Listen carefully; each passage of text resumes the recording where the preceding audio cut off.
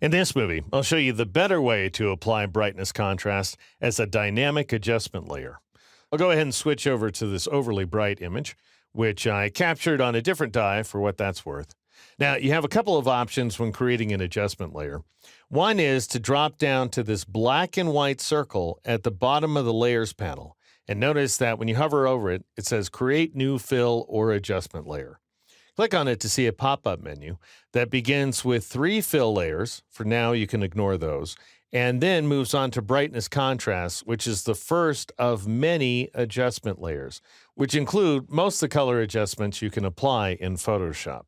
Another way to work is to bring up the Adjustments panel, which you get by going to the Window menu and choosing the Adjustments command, in which case you'll see each type of adjustment layer represented by an icon, starting with this very first icon, Brightness Contrast.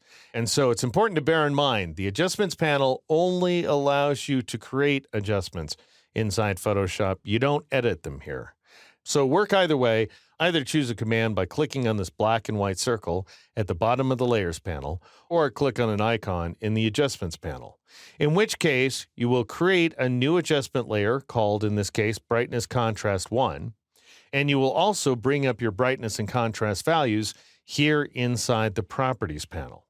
All right, next we want to presumably click on the Auto button. So I'll just go ahead and click on Auto. And again, it takes a moment or two for Photoshop to figure out what it's going to do.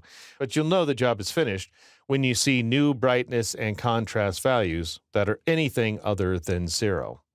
Now notice that you can scale the Properties panel if you want to. I can make it shorter in order to take up less room, or if you have all the room in the world, you can go ahead and expand the panel if you like, which will give you a little more fine-tuned controls when dragging the slider triangles around. In my case, I really don't have a lot of real estate here, so I'm going to make the panel nice and compact. Because we're correcting a continuous tone image, you want to make sure that the Use Legacy checkbox is turned off as by default. And then I'm going to go ahead and adjust the contrast value. It seemed a little high to me, so I'll take it down to 70. And I also want to reduce the brightness quite a bit, possibly not that much. Notice you can take it all the way down to negative 150 or all the way up to positive 150. In my case, I'm going to take it down in the negative territory. And again, by the way, you can scrub on the word brightness. And if you want to scrub more quickly, you can press the Shift key as you scrub. In the end, I'm going to take that brightness value down to negative 60, and I increase the value there by pressing Shift up arrow. And as I said, I have a contrast value of 70. And now I'll just go ahead and close the Properties panel by clicking on this double arrow icon. Now, the great thing about adjustment layers is that they are independent layers inside Photoshop. And so that means you can turn the layer off to see the way the image looked a moment ago, and then you can turn it on in order to reapply it. Compare that with our static adjustment from the previous movie. Even though what we did looks absolutely great, it is technically a destructive modification. And I don't mean we've destroyed the image. In fact, we've enhanced it. But we have made a permanent modification, as opposed to this dynamic adjustment layer, which is a temporary modification that we can modify anytime we like. Now, the possible advantage of applying a static adjustment is that you can just go ahead and update the file on disk by choosing the Save command, because after all, we still have a flat image file, and the JPEG format nicely accommodates flat images. Thing is, you don't typically want to save a static modification over your original image, so the better way to work is to go to the File menu and choose the Save As command.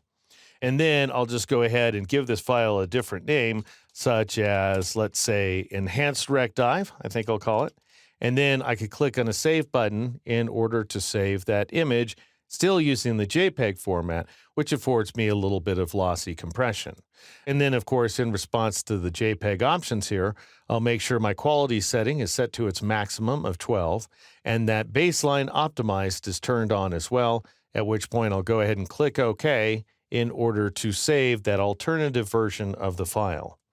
Compare that to working with an adjustment layer, in which case, if you go to the File menu and choose the Save command, let alone Save As, you're going to force the display of the Save As dialog box because, after all, layers are not compatible with the previously used file format, JPEG. In which case, I'll go ahead and rename this guy Happy Hawksbill, let's say, because he's a Hawksbill turtle and he is happy looking. I'll make sure that the layers checkbox is turned on and that the as a copy checkbox is turned off, and then I'll click the save button in order to save my changes.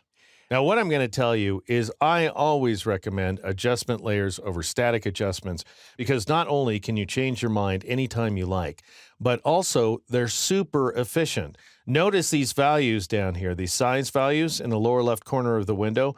The value before the slash, which represents the size of the flat image, is 18.5 megabytes, and the value after the slash, which represents the layered image, is also 18.5 megabytes. And that's because adjustment layers take up just a few bytes of memory and nothing more.